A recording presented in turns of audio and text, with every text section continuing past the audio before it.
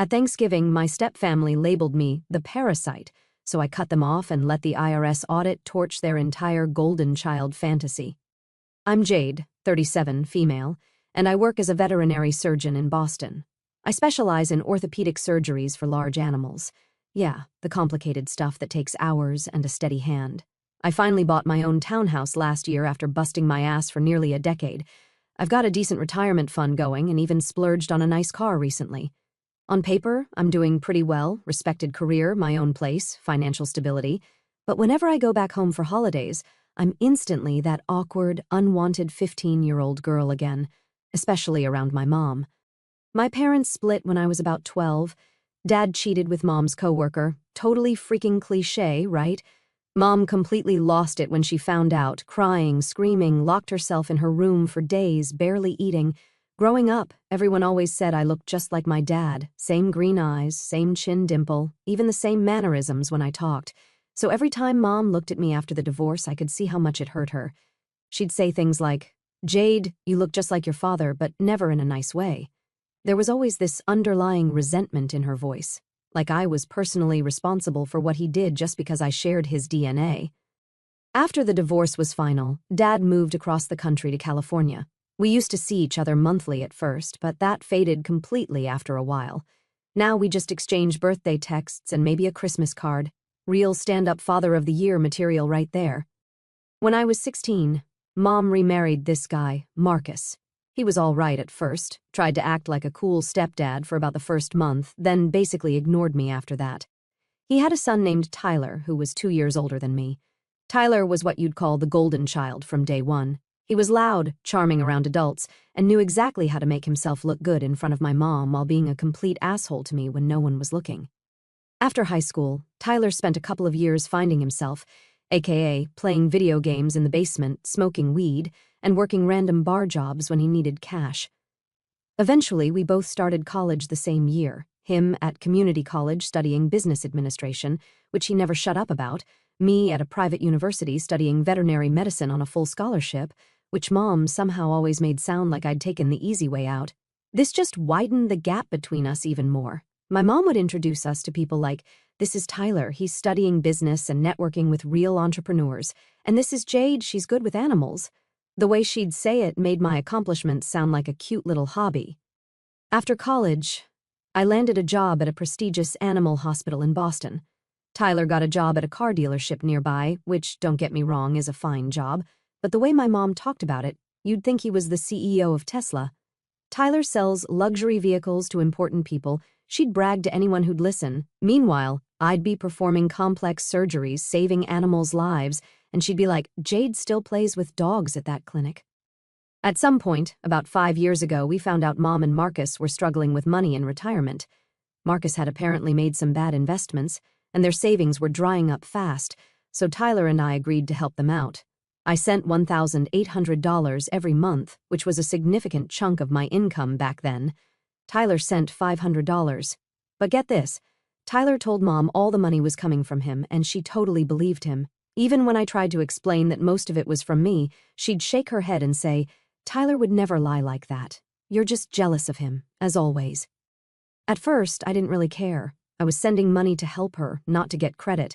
But over time, that bullshit started to sting. Like, I was working 60-hour weeks, sometimes coming home covered in blood from emergency surgeries just to send money to a mother who couldn't even acknowledge I was helping her, and whenever there was a money issue, Mom would call both of us.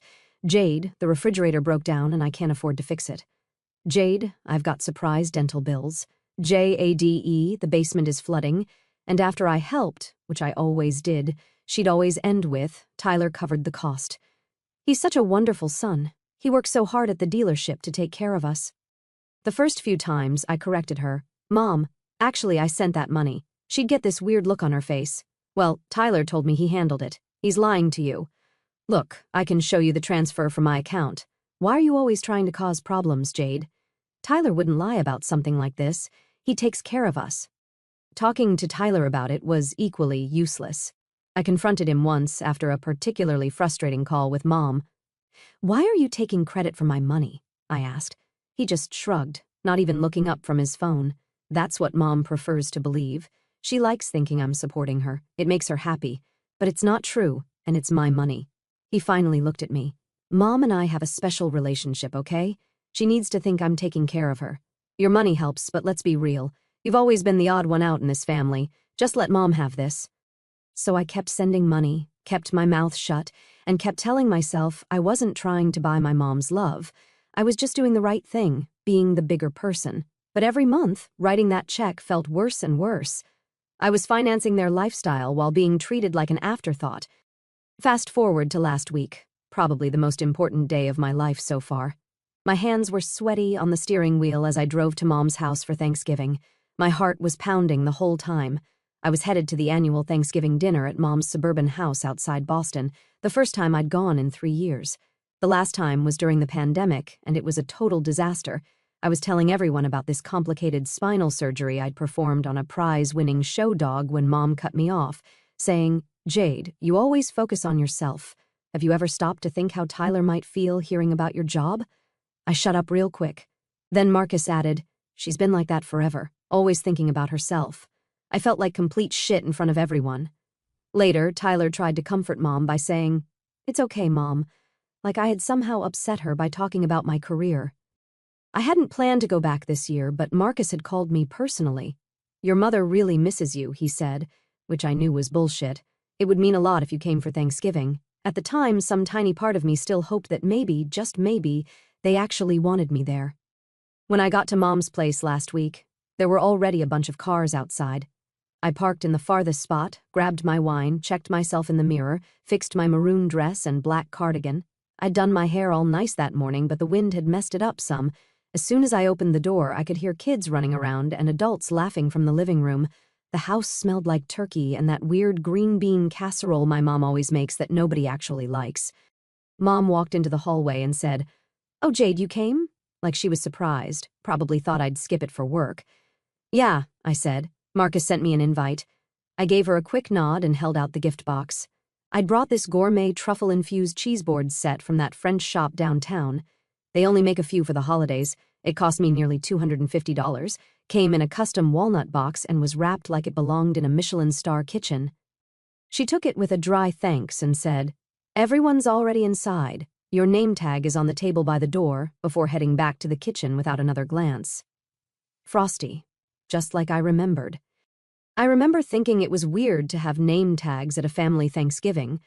Like, we're family. Who doesn't know who's who? But then I realized there were some new boyfriends, girlfriends, and distant relatives I hadn't met yet, so whatever. I walked over to the table where all the name tags were laid out neatly, searched for mine, and when I finally found it, my stomach dropped hard. The tag had my name, Jade Mitchell, but underneath, in smaller letters, someone had written the word Parasite. At first I thought it was some sick joke from one of the kids, but when I looked up, I saw Tyler smirking at me from across the room. He was watching me, waiting for my reaction. "Nice tag, huh?" he said, walking over. I just stared at it, completely shocked. "That's what you are, right?" He laughed, a cruel parasite always coming around when you need something. Mom walked by, saw what was happening, and started laughing along with him, not just a little chuckle, but full-on cackling like it was the funniest thing she'd ever seen. "Don't be so sensitive, Jade," she said when she saw my face. "It's just a joke between family." I stood there holding the name tag, feeling like I'd been slapped. Tyler was wearing his usual show-off outfit, designer jeans, and an expensive button-up shirt I'm pretty sure I'd paid for indirectly through my monthly contributions. "It's been a while," I said, trying to keep my voice steady. "The car business is booming," he replied. "Just sold a Porsche to some rich doctor yesterday." Then he winked at me. "Not everyone needs to cut open animals for a living. I performed 3 surgeries yesterday that saved pets who are beloved family members," I said, unable to help myself.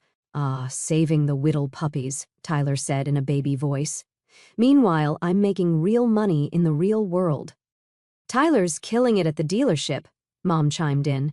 "He's their top salesman now. They're talking about making him sales manager next year." "That's great," I said, forcing a smile. All those old feelings of being the outsider came rushing back. I remembered getting straight A's in school and showing her. She'd just say, "That's expected." When I got my full-ride college scholarship, all she said was, "Good, that saves us money." When I told her about my first major surgery, she changed the subject to Tyler. He just got Employee of the Month again. She never once said she was proud of me, not once in my entire life. I took a deep breath, and something inside me just shifted. I didn't show it, but at that moment I decided I was finally done with this shit. All of it, the monthly payments, the emotional abuse, the constant gaslighting. I was done. You good? Tyler asked with fake concern. I'm fine, I said with a small smile. Let's go say hi to everyone. There were about 20 relatives in the living room. Uncles, aunts, cousins, some I hadn't seen in years. I greeted them all politely while they bombarded me with the usual questions. Jade, you're still single at your age? I heard you work with animals. That's nice. But don't you get tired of the smell? When are you going to settle down and have kids? Your biological clock is ticking. Don't you think it's time to find a real career? Being a vet is great, but you can't support a family on that. I smiled and answered everything nicely. By then, I'd hidden the Parasite name tag in my purse, replacing it with just my name, but I kept the original one. Something told me I might need evidence of their shit someday. As I circulated the room, I noticed something interesting. Marcus was talking to my Uncle Pete in the corner, and they both kept looking at me and then quickly looking away when I caught them. Later, I overheard Marcus saying something about investments and funding. I filed that away mentally. Something didn't feel right. My cousin, I'll call her Mia, who I've always been close with, pulled me aside. You okay? She asked quietly. You look tense. I'm fine, I lied. Just tired from work. I heard what Tyler's been saying about you, she whispered. That you're jealous of his success and that you've been trying to cause problems between him and your mom. I almost laughed. Is that what he's telling people? He told everyone you stopped contributing to your mom's monthly expenses because you're selfish, but then he stepped up to cover everything. Did he now? I said, my blood boiling. Well, that's interesting, considering I'm the one who's been sending $1,800 every month for the past 5 years. Mia's eyes widened. Are you serious? He's been taking credit for your money? Yep. And Mom believes him. That's so messed up, Jade. You need to say something. I shook my head. Not today, but trust me, I will. When dinner time came, everyone sat at the big table as Mom paraded around with the turkey. The table was loaded with all the traditional stuff. Mom always did go all out for Thanksgiving. It was her time to show off to the extended family. She started the meal by asking Tyler to say grace, which was hilarious considering I'd never once seen him set foot in a church. But he put on this whole performance talking about blessings and family unity while I sat there thinking about the name tag in my purse. After the prayer, Mom started bragging about Tyler's recent success. Tyler sold the most expensive car at the dealership last month. The commission he made was unbelievable. Tyler smiled smugly. It was all right, he said, fake humble. Just doing my job. He's always been so modest, Mom said proudly, her face lighting up. And he just bought a new boat. He's taking us all out next summer. I stayed quiet and kept eating. I'd tried for years to get her approval, convinced myself I didn't care anymore, but deep down it still hurt every single time. How about you, Jade? Asked Aunt Patricia. How's life in Boston? Before I could answer, Mom jumped in again. She's always working. She barely picks up the phone. Being a vet surgeon is demanding, I explained, but I enjoy it. A few weeks ago, I successfully performed a rare spinal surgery on a Great Dane and saved its life when 3 other vets said it couldn't be done. You must be rich now, Mom said, dropping her wine glass on the table a little too hard. But I guess you're too busy to think about your family, right? No one spoke for a second. That's not really true, I started, but Mom quickly stood up. Oh, I forgot the cranberry sauce, she said, rushing to the kitchen. Tyler gave me a fake sympathetic look. Don't take it personally, she just misses you. Right, I said. That's why she wrote Parasite on my name tag. It was just a joke, he said, but his eyes were cold. Maybe if you visited more than once every 3 years, she wouldn't feel the need to joke like that. I took a sip of water instead of responding. No point arguing with someone who'd never admit they were wrong. My aunt looked uncomfortable. Well, I think it's wonderful you're doing so well in your career, Jade. Not many women make it to surgeon level so young. Thanks, I said, grateful for the one positive comment I'd received all day. After dinner, when it was time for dessert and coffee, Marcus stood up with a glass in his hand. I'm so happy everyone made it today, he said, especially on this Thanksgiving when we're all grateful for family. He made this whole speech about how important family is, how blood is thicker than water, and how we all need to support each other through tough times. Real rich coming from a guy who'd been taking my money for years while treating me like garbage. Then he proudly talked about Tyler's recent achievement at the dealership and how Tyler was supporting the family and making sacrifices for all of us. He didn't say a single word about me, not even one. During his speech, I glanced around the table. Most of the family was nodding along, buying the whole performance, but Mia caught my eye and rolled hers slightly. At least someone saw through the bullshit. When people clapped at the end of Marcus's speech, I slowly took out my phone and checked some emails.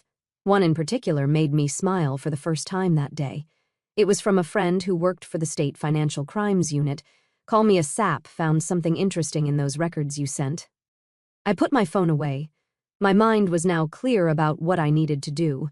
Years of therapy had taught me that sometimes the only way to deal with toxic people is to cut them off completely. But in this case, I decided cutting them off wasn't enough. They needed to face consequences for once in their lives. As I helped clear the table after dessert, Tyler cornered me by the kitchen. "Hey, sis," he said in that fake friendly voice he used when he wanted something. "I've been meaning to ask you about something." "What's that?" I asked, loading plates into the dishwasher. "I'm looking at investing in some property, and I know you've got that fancy Boston salary. Thought maybe you'd want to get in on the ground floor of something big." "You want me to invest in your property?" I asked, raising an eyebrow. "Yeah, it's a sure thing. This guy I know is flipping houses in this up-and-coming neighborhood. Triple your money in 6 months, guaranteed." "Sounds too good to be true," I said. "That's because you don't know the real estate market like I do," he said condescendingly. "I was thinking maybe $50,000 to start. You must have that sitting around." That's when I finally snapped. "Yeah, that's going to be a hard no," I said, not even pretending to sugarcoat it. "If you're desperate, maybe try asking someone who doesn't remember being called a parasite over Thanksgiving dinner." His smirk faltered, but he still tried to play it cool. "You sure? This opportunity won't last forever. Neither will your freedom," I shot back, "so maybe focus on that." Then I walked off before he could open his mouth again. As he walked away, I noticed Mom watching us from the doorway, a strange look on her face. She'd heard the whole conversation but didn't say a word. Later that night, as everyone started to leave or head to their assigned sleeping areas, I was given the pull-out couch in the basement, of course, while Tyler had his old room preserved like a shrine. I overheard Marcus and Tyler talking in the garage. "Did she go for it?" Marcus asked. "Not yet, but she will," Tyler replied. "She's always trying to prove she's better than everyone. She'll want in just to show off. We need that money by next week or the whole thing falls apart." "I know. Don't worry, she's good for it. Worst case, I'll tell her mom needs emergency surgery or something. She always falls for that." I quietly backed away, my suspicions confirmed. They weren't just using me for monthly support. They were actively trying to scam me out of even more money. That night, lying on the uncomfortable pull-out couch, I made a plan. It was time to stop playing the victim in this family dynamic. I had the resources, the evidence, and now the motivation to finally stand up for myself. The next morning, while everyone was still out cold from the Thanksgiving food coma, I slipped into the basement guest room and made the call. The agent on the line didn't waste time. He confirmed everything I'd been piecing together. Tyler had been pushing shady loans onto elderly people, setting them up to fail so he could rake in commissions, then circling back to resell the same vehicles for more profit. It was a twisted little operation and illegal from every angle. As if that wasn't enough, Marcus had been pocketing my monthly payments under the table, labeling them as fake business income to skirt taxes. I agreed to give a full statement, hung up, and walked upstairs calm as ever, catching Mom half asleep making coffee, totally clueless that the storm I'd quietly unleashed was already on its way. "You're up early," she said. "Just have some work to do," I replied casually. By midday, most of the extended family had left. Only the core remained. Mom, Marcus, Tyler, and a couple of cousins staying the weekend. As we sat for leftover turkey sandwiches, Tyler's phone rang. His face went pale as he answered it. "What? No, there must be some mistake," he stammered, walking out of the room. When he came back, he looked shaken. "Everything okay?" I asked innocently. "Just work stuff," he muttered. Mom looked concerned. "What's wrong, honey?" "Nothing," he snapped. "Just some mix-up with a customer's financing." I hid my smile behind my napkin. It wasn't a mix-up at all. It was the beginning of the end. During lunch, I decided to play dumb and get more information. So, Tyler, tell me more about this investment opportunity. Who's the developer? Tyler's eyes lit up, thinking I was actually interested. I knew you'd cave. It's this guy Marcus knows from his construction days. They're buying foreclosed properties, fixing them up, and flipping them.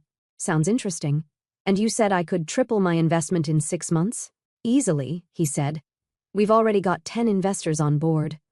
I asked if any of them were familiar, and he casually dropped that the sweet neighbor down the street had thrown in $30,000, and some retired couple had gone all in with their entire savings. I nodded, making mental notes of names. And where are these properties located? All over, he said vaguely. We've got some really prime spots. Can I see the prospectus? I asked. The what? Tyler looked confused. The investment prospectus, the legal document outlining the terms, risk factors, projected returns. Oh, we're still getting that together, he stammered. But trust me, it's legit. I'm sure it is, I said with a smile. I'll just need to see all the paperwork before I make a decision. Tyler looked at Marcus, who jumped in smoothly. Of course. We're just waiting on some final details from the lawyer, but we can put your name down as interested, right? Sure, I said. Put me down. That evening, I made an excuse about needing to get back to Boston for an emergency surgery. As I was leaving, Tyler cornered me by my car. What did you do? He hissed. What are you talking about? I asked, keeping my face neutral. The dealership is being audited today. Thanksgiving weekend. That's not a coincidence. I shrugged. Sounds like bad luck. If I find out you had anything to do with this. You'll what? I challenged. Call me a parasite again? Ask me for $50,000 for your fake investment scheme? His face froze. What are you talking about? I'm not… Save it. I cut him off. I don't want to hear it. Good luck with your audit. I got in my car and drove away, watching his angry face grow smaller in my rearview mirror. 2 weeks later, local news reported that a car dealership was under investigation for predatory lending practices targeting elderly customers. Tyler wasn't named, but I knew it was just a matter of time. The phone calls started coming in immediately. What the hell did you do? Mom screamed into the phone. Tyler's being investigated. They're saying he defrauded elderly customers. That sounds serious, I said calmly. Maybe he shouldn't have done that. He didn't do anything wrong. Those old people knew what they were signing. Did they? Or did Tyler target vulnerable seniors and trick them into loans they couldn't afford just so he could make his commission? Who told you that? She demanded. Nobody had to tell me. I've been watching Tyler manipulate people his entire life. It was only a matter of time before he got caught. You reported him, didn't you? Your own brother? Stepbrother, I corrected. And I don't know what you're talking about.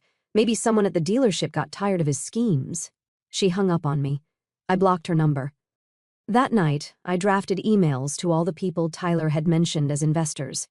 I warned them about potential fraud and advised them to contact the State Financial Protection Bureau.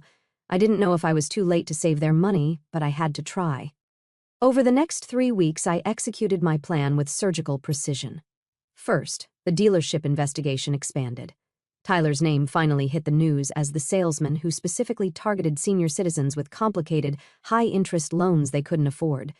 His phone calls to me became increasingly desperate, coming from new numbers since I'd blocked his main one. Jade, they're saying I could go to jail. You've got to help me. I just replied, That's terrible. Have you asked Mom for help? Mom can't help with this. I need a lawyer, a good one. Can you lend me $10,000 for a retainer? Sorry. I've already invested all my spare cash in a promising real estate venture, I texted back.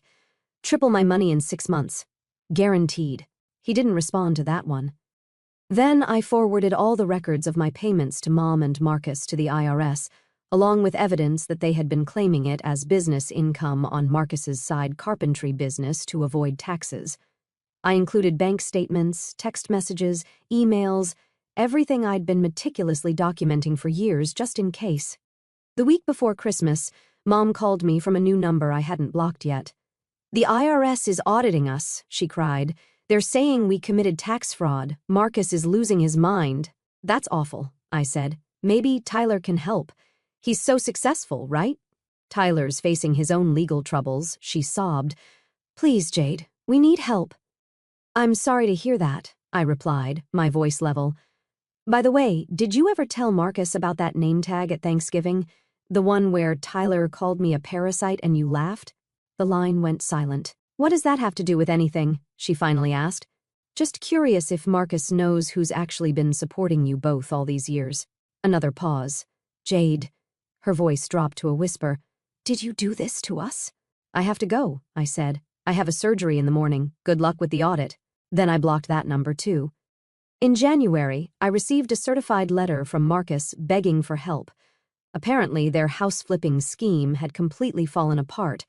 The developer had taken the investors' money and disappeared. The Johnsons were suing them, that neighbor had reported them to the police, and with the IRS audit ongoing, they were in serious financial trouble. I filed the letter away with the name tag as evidence of their character. By March, Tyler's trial was underway. The evidence against him was overwhelming. Multiple elderly victims testified about how he'd pressured them into loans they couldn't afford, falsified their income on applications, and promised them deals he never delivered. He was facing multiple felony charges of fraud, elder abuse, and deceptive business practices. Marcus and Mom had to sell their house to pay for Tyler's defense and their own tax penalties. Their marriage was crumbling under the stress. According to Mia, who still kept in touch with me, they were fighting constantly, Marcus blaming Mom for Tyler's bad character, Mom blaming Marcus for the failed investment scheme. I watched it all from a distance, focusing on my career and my own life. I got promoted to head of surgery at my hospital, bought a vacation cabin in Vermont, and even started dating someone who actually respected me. For the first time in my life, I felt free. I'd stopped sending money to my family, stopped trying to earn their approval, and stopped letting them make me feel like I wasn't enough. Last week, my doorbell rang. I opened it to find my mom standing there, looking like she'd aged 10 years. Jade, she said, her eyes hollow. Can I come in? I have nowhere else to go. I studied her. The domineering woman who had belittled me my entire life now stood broken on my doorstep. Why should I help you? I asked quietly. Because I'm your mother, she said, like that explained everything. You know, I said, leaning against the doorframe, I kept sending that money for years, not because I wanted credit, but because I thought eventually you'd see me, actually see me, but you never did. I can change, she whispered. Things are different now. Tyler's going to jail. Marcus left me for his secretary. The house is gone. I've got nothing left. So now you come to me? I asked. Now that everyone else has abandoned you, suddenly I'm worth something to you. I know I've made mistakes. Mistakes? I cut her off. You spent my entire life making me feel worthless. You laughed when Tyler called me a parasite when I was the one supporting you. You took my money for years while treating me like garbage. Those aren't mistakes, Mom. Those are choices. I'm sorry, she said, tears running down her face. I really am. I can change too, I replied. And I did. Goodbye, Mom. I closed the door gently and walked back to my living room, feeling lighter than I had in decades. A week later, Mia called to tell me that Mom was living in a women's shelter. She's got nowhere to go, Jade. Couldn't you help her, just a little? I helped her for years, I said. Now she can help herself. That's cold, Mia said. So was growing up with her as a mother, I replied. 6 months later, I received a letter at my clinic. I recognized the handwriting immediately. It was hers. My hands shook as I opened it. Inside, in angry writing, it said, Jade, I will never forget how you ruined everything. I raised you, and in return you turned into an ungrateful, cruel person. Tyler had a kinder heart than you ever did. What a curse it was to have a daughter so heartless, just like your father who abandoned me. You are no different. You destroyed my world and felt nothing. May God punish you. Diana, I quietly put the letter in the garbage. The past doesn't own me anymore. I don't need to go back there. This is my life now, strong and free, built from everything I survived. Today, Tyler is serving 5 years for fraud. Mom is working at a gas station convenience store and living in a tiny apartment with a roommate. Marcus moved to Florida with his secretary. The developer who ran their investment scam was caught and is also facing prison time. And me? I just got promoted to chief of veterinary medicine at my hospital.